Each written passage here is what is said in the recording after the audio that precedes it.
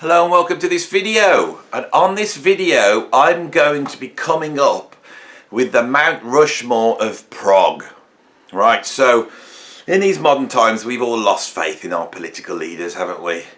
You know, do we really want to enshrine what we once thought were the great political figures of our past in stone? Well, if we take Mount Rushmore and we look at that now, isn't it just a great big, lump of rock with a bunch of slave owners and racists on there? Maybe not so much Abraham Lincoln, but I'm sure there's something in these modern times that we don't like about Abraham Lincoln. Do we really want that there? And I was thinking about this and I thought, I don't want them there. So I think what we need to do is we need to get a great big chisel and wipe off those faces of those presidents, and we need to replace them with the great musicians of progressive rock, the people we really love and respect, right? And so I thought this was a really great idea, and I thought I'd put it out there. I'm sure you all think it's a great idea. But who are we going to have on that massive stone edifice, for people to look up to? Who are we going to put on there? Well, it's a question I can't answer. Even with my vast progressive rock knowledge and all these records behind me, I still can't answer it. So, of course, we have here the Superiorometer. You haven't seen the Superiorometer for a while, and the reason is because I have been fiddling with it, and I've added some voice activation stuff there, so I don't have to go and type stuff in anymore. I can just shout over, and I've moved it a bit further away from me because I was very scared that something would fly off and cause me some sort of injury that I didn't want to live with, especially. I don't want to get hurt by my Superiorometer. That would be an awful thing, because then I'd have to have it put down, wouldn't I? Like those dogs that they've decided are too dangerous to exist anymore. So, and my Superiorometer is very similar to a dangerous dog. It has to be trained. It has to be looked after, right? So I'll be working on it. I've moved it further away. I can now just tell the thing what I want it to do. I've also hooked it up to ChatGTP 5 or 6 or whatever, the one that no one's got yet. I've got it hooked up, so it's more refined. So I'm going to ask my Superiorometer. Notice, ask. I'm not going to tell. Treat it with respect. I'm going to ask the Superiorometer to come up with the Mount Rushmore of PROG. So don't blame me for these choices. Blame the Superiorometer. So, Superiorometer. He's listening. He's just perked up. His little metal eyebrows have just they've just gone up like that. Superiorometer, I would like you to tell me who should go on the Mount Rushmore of PROG. He's having a think.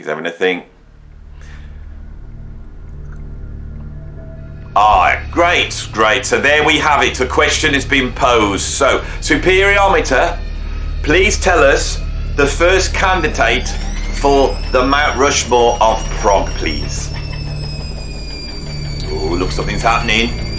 Oh, can you see that morphing that's going on very slowly? Oh, it's exciting. It's like Terminator 2, isn't it? I'm going up in the world with these sort of CGI effects that I've got going on. So there we have it. The first one, of course, is Mr. Robert Fripp. So my job here is to question the Superiorometer's choice, which I will do. And in Robert Fripp's case, I just can't. This is the guy that formed King Crimson, and his vision of a rock band that was somewhere between Jimi Hendrix and Bela Bartok, that this would be an incredible thing. And he made an uncompromising album full of classical influences, full of proto-heavy metal, classical stuff, free jazz noodlings. The whole kit and caboodle was included on this album. And of course, not only did he do that, that when the album came out, it was a great success and really declared the mission statement of progressive rock. It's quite rare that we can point to one album in this way and say that's where the genre started. But for many people, we would say that King Crimson is the starting point for progressive rock, and I agree entirely. But the thing with Mr. Fripp is he didn't stop there. He could have just walked away and never done anything else, and he would still be in the history books. But he is a true progressive rock musician, and he sees the duty of his mission statement, his artistic want, is to push rock music forward all continually, which is what he did. He really lays the groundwork for a specific type of progressive rock, you know, with the sidelong epics, with the sort of integration of jazz, with the integration of classical music, you know, and he does that on The Wake of Poseidon, on Islands and Lizard. In 1972, he has a complete rethink, and we get the Bill Bruford Band with Jamie Muir, David Cross and John Wetton. We get this sort of almost like heavy metal version of progressive rock, which of course is so future thinking. I mean, when we look at most progressive rock now, it is basically progressive metal. From then on, he then, you know, after a short time in J.G. Bennett's spiritual commune, he then re-emerges in New York. You know, he starts to integrate popular music styles from punk and new wave. And eventually we get the Discipline era King Crimson, which is like, it's a personification of the music scene, but in a way you've never seen before. Exactly like the first album. He brings in new wave, he brings in minimalism, he brings in little bits of like sort of police reggae, gamelan. All these things are sort of integrated, spoken word, beat poetry. It's all in this new version. And to this day, until he has seemed to hang up his progressive rock boots and put the King Crimson Band to bed, and he's now touring the world with his wife Toya Wilcox, doing pretty dodgy versions in possibly what is the sort of biggest covers band in the world at the moment, you know, and he has reinvented himself there as a sort of comedy YouTuber. Who would have thought it? Mr. Fripp, you are truly progressive. How old's Mr. Fripp? So he was born in 1944, so how old's he? He is 79. And at 79, he is still doing stuff that we can't predict. Robert Fripp, at the head of Mount Rushmore, is thoroughly deserved. Right, so, Superiorometer, can we now have the next choice? Come on. Right, there's something going on there. I can see some sort of morphology happening, and I can see the face, the stony rock face of one of the great progressive rock musicians, Keith Emerson, the late great Keith Emerson. If you're going to have this list, you have to have a keyboard player. Because one of the things about progressive rock, not in every single case, but in most cases, it really focuses as much around the keyboard as it does the guitar. Now, in the 1960s, people discovered that new crazy and wild sounds could be created using the electric guitar. The electric guitar had never been designed to do this, but it was able to synthesize new sounds. That coalesces around Jimi Hendrix, that is not only using the guitar as a sonic exploration device, but his whole image and charisma then wraps around that, creating one of the most iconic rock visions of all time.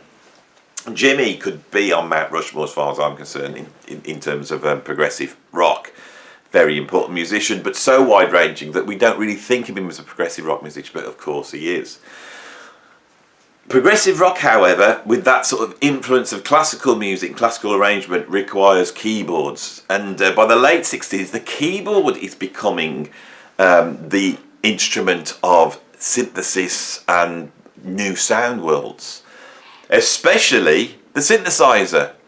But musicians at this time are also using Hammond organ, they're using like clavinets, they're using electric pianos, Wurlitzers, Farfisers. All these keyboards are being used to create new sounds. Keith Emerson emerges as almost, well, he is the Jimi Hendrix of the keyboard, more than any other keyboard. There's some iconic keyboard players in progressive rock, and Rick Wakeman's vying for it, but I think in terms of vision, Keith Emerson is greater than Rick Wakeman. He is a founder member of The Nice, which along with King Crimson is another band that really, you know, lays the groundwork for progressive rock. Keith Emerson is so important. I've had someone put a comment up on my channel, and I'm going to relate to you. I don't know whether I agree with it. It's been going around my mind that Robert Fripp actually copied bands like Van der Graaf Generator and Keith Emerson. That he basically took what Van der Graaf Generator did, and he integrated into a band and put the guitar focus more on electric guitar, whereas Keith Emerson put the focus on to keyboards. And with Emerson, Lake and Palmer later on, we don't really have a guitar-centered band at all. This is all keyboards. I know Greg Lake does his acoustic guitar stuff every now and then. So Keith Emerson is so important in terms of the vision of progressive rock. And the thing that he brings in is bombast. Now, the critics hate bombast. They like rock music to be minimal and visceral and to the point. They want it to be simple and speaking to the people in some sort of Marxist postmodern voice of cathartic youth. That's the way that the mainstream critics like to see rock music. And Keith Emerson wasn't that. He wanted to blow everybody away with spectacle. I do believe that Emerson, Lake and Palmer really put the emphasis on the music. They never tried to do a Kiss and just blow the audience away just with fire breathing and flying guitars, but they did amp the spectacle up, and I think that actually has created in the mainstream discussion of progressive rock this idea that this bombast and pretentiousness, it gets called pretentious. I never know what Emerson, Lake and Palmer are pretending to be. They are what they are. They are a big, fat, bombastic rock band with their own luxury rugs and their lorries with their names on the top, and Carl Palmer with a drum kit made out of cymbals and probably cymbals made out of drums, and Keith Emerson with his huge keyboard array with all the wires in the background, stabbing knives into his keyboard. This is incredible. This is a part of progressive rock, and we owe that to Keith Emerson. So I think, justly deserved Keith Emerson. So far we got 2 on our Mount Rushmore of prog. We've got Robert Fripp and we have Keith Emerson. So, Superiorometer, can we have the next choice, please? There, something's happening. Something solid forming in the air. And anybody who knows their prog will probably know the next person that has just emerged out of the dusty, rocky ether of digital resculpturing. It's of course Mr. Peter Gabriel. Another aspect of progressive rock is the charismatic front person. Front man, front woman. And there's many iconic front women in prog as well. And I think the Superiorometer has got this right. I think Peter Gabriel is the one to go for. Peter Gabriel in Genesis had a bit of a problem because he stood up there whilst they're noodling away on their instrumental passages. If you're a front person, what do?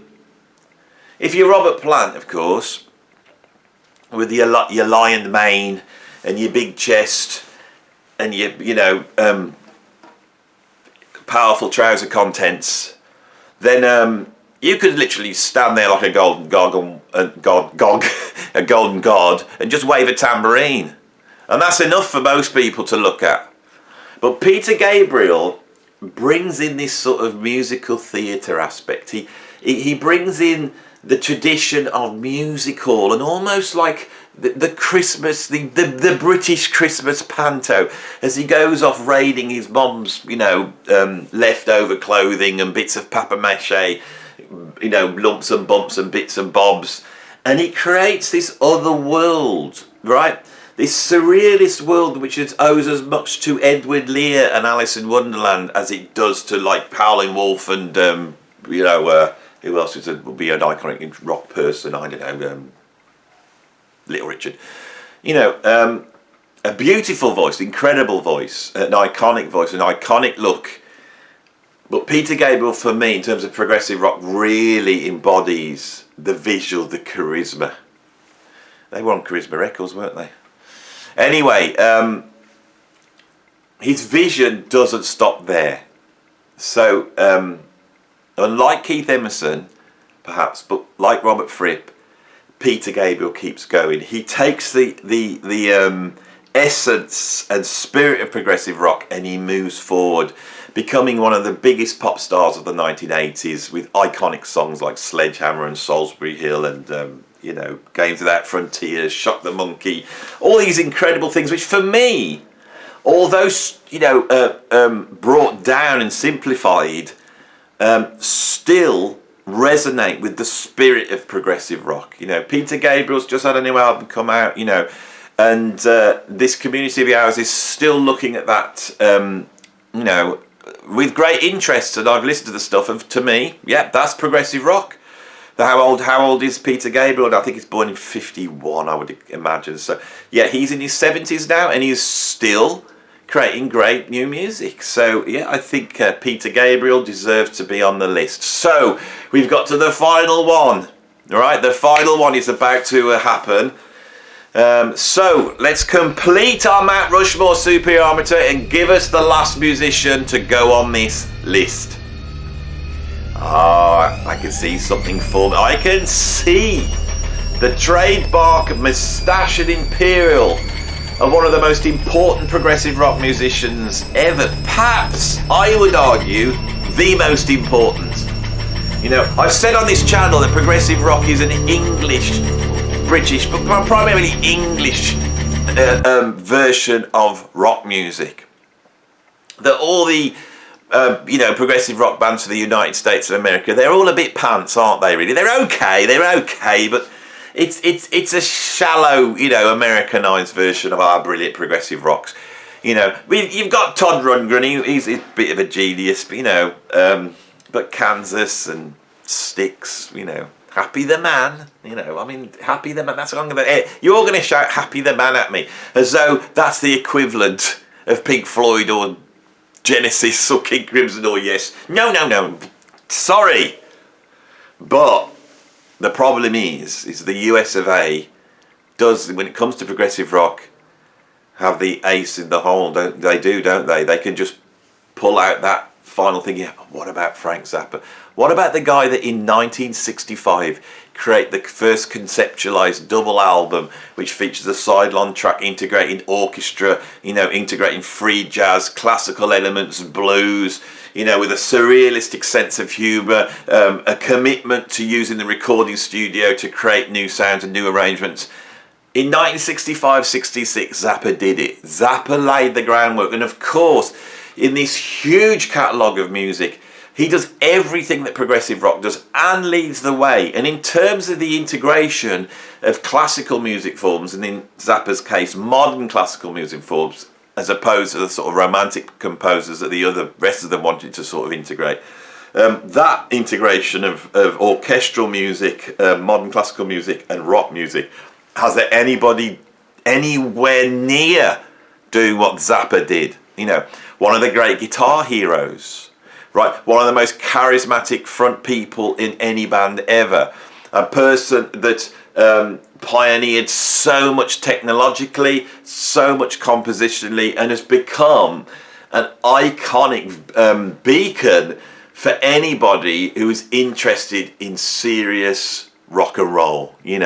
One of the true geniuses of rock and roll. Not someone that just happened to be there at the right time and the right place, as so many of them are. With Zappa, no. And Zappa, with that vision and commitment, was able to pull huge, epic things off, make 100 albums, to use orchestras, the finest musicians in the world, to tour it, to pay for it, to create his own record labels, to understand the business aspect of it. This guy is a one-off. And I do think the Superiorometer is right. Zappa is so wide-ranging and incredible that we do not automatically put him in the pantheon of progressive rock. We don't put him in the pantheon of jazz rock and fusion. But arguably, in 1970, yeah, Miles has released Jack Johnson and Tony Williams' Lifetime has just released Emergency, about to release, Turn It Over. John McLaughlin is about to put out Devotion, which is sort of this trippy Jimi Hendrix version of jazz, maybe, or maybe it's just a rock band. But 1969-70, Burnt Weenie Sandwich, Weasels Rip My Flesh, and Hot Rats. Is that not a very strong argument for the genesis of jazz rock as well? One of the great guitarists, one of the great rock musicians. He's written some of the greatest riffs of all time. Oh God, I love the man. I love the man. And when I did this video, I thought, this is about prog, so, what shall I put up in the background? And I thought, let's really show off one of the great gatefold sleeves of progressive rock. And I pulled out this, but this shouldn't be here. I know Gabriel's on there. He shouldn't be here, should he? We need something else, don't we? We need Zappa. Right, in my record collection, you can basically put your hand in and you'll get some Zappa. So let's go up here, we'll get a bit more Zappa, shall we? Oh, that's Yes. Yeah, oh God, come on. I've just boasted how my collection's full of Zappa albums and now I can't find one. Come on! This is no good. You're letting me down, record collection. You see, I'm looking, but I'm not seeing. I'm doing what my friend Dan calls a boy look. As a boy is where you look, but you don't see, don't you? Stevie Wonder, that's not what I want. Led Zeppelin, that's not what I want. I'll go over here. Come on, the Zappa album, there we go. Oh, it's a gatefold as well. So, oh, a beauty. So, let's stick you there and let's open up.